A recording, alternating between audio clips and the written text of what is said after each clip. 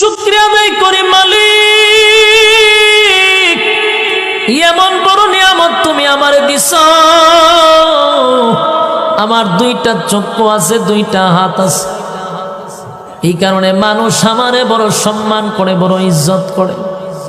আমার হাত পা চক্ষু থাকার কারণে মানুষ আমার সঙ্গে বন্ধুত্ব করে।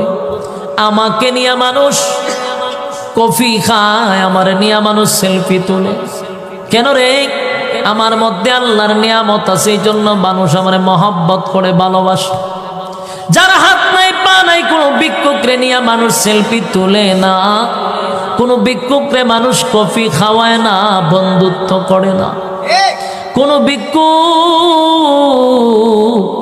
ভালো বাড়িতে বিয়া শাদিও করতে পারে না, কারণ তার মধ্যে আল্লাহর সেই নিয়ামত নাই যেই নিয়ামত আমার মধ্যে আছে।